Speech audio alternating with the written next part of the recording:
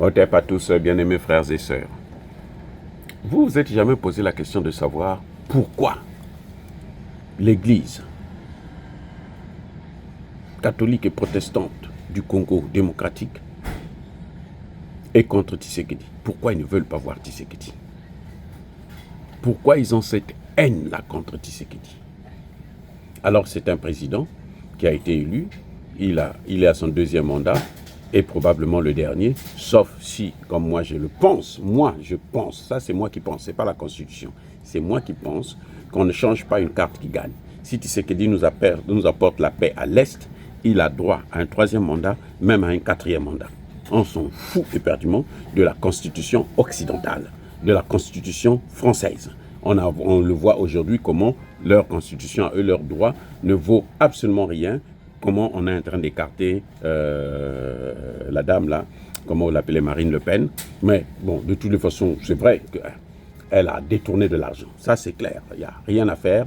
La condamnation était attendue par tout le monde.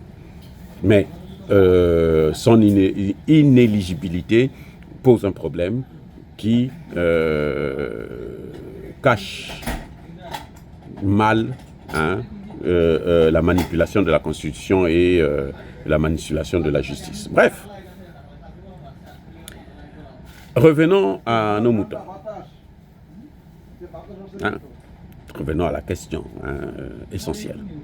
Pourquoi les hommes dits de Dieu, qui s'autoproclament hommes de Dieu, parce que Dieu n'est jamais venu nous dire que ça c'est mon homme, ça c'est mon homme. Ils sont tous des bandits, puisqu'on le voit, ce sont des bandits. Ce sont même des criminels, ce sont des politiciens véreux, corrompus et autres. Pourquoi ces gens-là, des églises, peuvent-ils avoir une haine contre un dirigeant qui a été élu? Alors que, selon la Constitution, il y a la séparation entre l'Église et l'État. Et même la Bible a prôné ça. À César ce qui est à César, à Dieu ce qui est à Dieu. C'est pas moi qui ai dit, ce sont eux-mêmes qui ont dit. Même eux, ils le disent et personne ne respecte ça. Pourquoi? Qu'est-ce qui se passe? Eh bien, je vais vous le dire. Vous savez que ce sont les églises là, notamment l'église catholique, qui a accompagné la colonisation. Ce sont eux qui donnaient des informations aux colonisateurs. C'était les oreilles et les yeux de ces colonisateurs. Et ils ont gardé des liens avec ces gens-là. Chaque fois qu'ils ont besoin de leur aide, on les utilise. Entre-temps, ils ont des avantages dans tous nos pays. Si vous regardez le patrimoine de l'Église au Congo démocratique et dans les autres pays africains, vous allez vous rendre compte que l'Église est aussi riche que le pays lui-même. Oui. Ils ont des terres, ils ont des carrés miniers, ils ont ceci, ils ont cela. Alors pourquoi ils viennent? Ils vont haïr le président. Notamment le président Tshisekedi, le cas échéant de la RDC.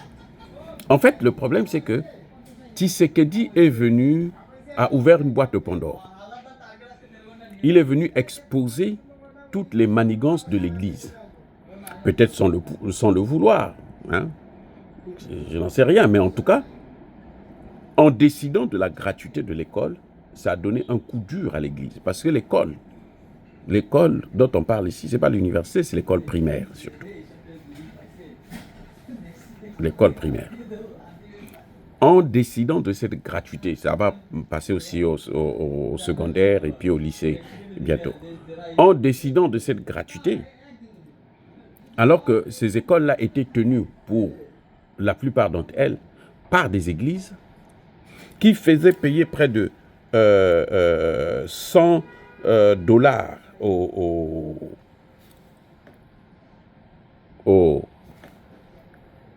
aux populations, aux parents d'élèves, ont perdu une masse d'argent. des revenus énormes. Il ne faut pas oublier que ces églises-là avaient un système où, qu'on a découvert avec ce système de gratuité des écoles, de contrôle, on a fait des contrôles et tout, on a découvert qu'il y avait plus de 1000 écoles fictives et l'État payait. L'État payait. Parce que Mobutu avait tellement détruit l'éducation au Congo que c'était l'Église qui avait repris le relais, qui contrôlait la plupart des écoles, et c'était l'État qui payait. Maintenant, eux, ils faisaient payer aux parents une certaine somme seulement. Donc, c'était co-payé par l'État et par... En tout cas, ils avaient des subventions de l'État. On a découvert plus de 1000 écoles fictives en RDC. Que tenaient les églises là? C'est ça le vrai problème. C'est qui a mis le feu entre Tshisekedi et l'église. Parce que Tshisekedi lui-même, c'est quelqu'un qui prie beaucoup. Oui, il dirige même avec la Bible à la main. C'est pour ça d'ailleurs qu'il échoue dans beaucoup de domaines. Les échecs que Tshisekedi a rencontrés, les difficultés qu'il est en train de rencontrer, c'est à cause de ça. Donc, vous voyez, c'est quand ils ont découvert ça, l'Église catholique a perdu beaucoup d'argent et ils ne sont pas contents. C'est pour ça qu'ils en veulent à la vie de Tshisekedi. Ils veulent carrément l'effacer. Ils veulent l'envoyer carrément au repos éternel. Eh oui, à cause de ça, vous voyez. C'est pour ça que c'était facile pour les Européens de s'appuyer sur l'Église catholique. Quand vous avez appris que c'est Fayoulou qui avait gagné l'élection, qui s'est sorti de la bouche de qui? Mais de l'Église. Oui.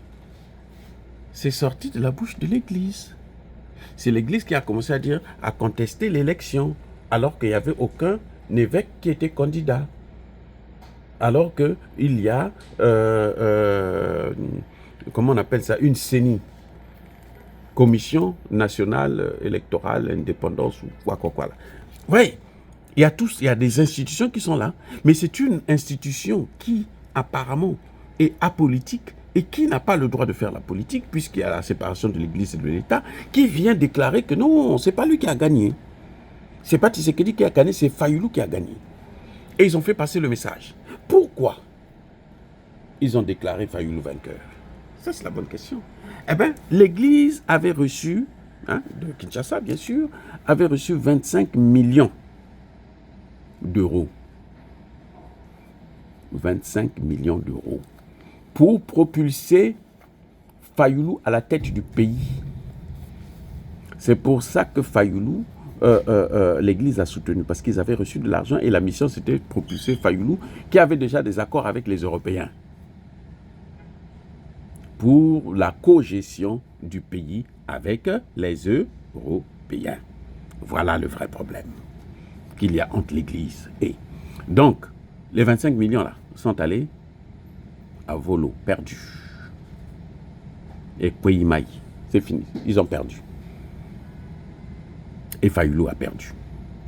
Maintenant, ils veulent avoir Tshisekedi d'une autre manière. Vous savez que ces églises-là, Sanko, là, ils sont actuellement ici aux États-Unis. Pendant que Donald Trump envoie son envoyé spécial en RDC, eux, ils sont ici pour demander à Donald Trump, chercher à rencontrer Donald Trump et lui demander de ne pas signer des accords avec Tshisekedi, d'attendre qu'eux, ils prennent le pouvoir et puis vont signer des accords, des meilleurs accords avec Donald Trump, avec l'État, alors qu'ils ne sont pas. Dieu merci que Donald Trump, lui, il ne parle pas avec des aventuriers. Vous savez que Donald Trump n'a jamais appelé Ursula von der Leyen. Il vient de la qualifier de tyran, Ursula. C'est une tyran. Ah oui, elle est Macron. C'est Donald Trump qui vient de le dire, c'est pas moi. Vous voyez? Donc, ça montre bien le conflit qu'il y a, la guerre, la crise politique qu'il y a au sein même des institutions de l'Église et de l'État.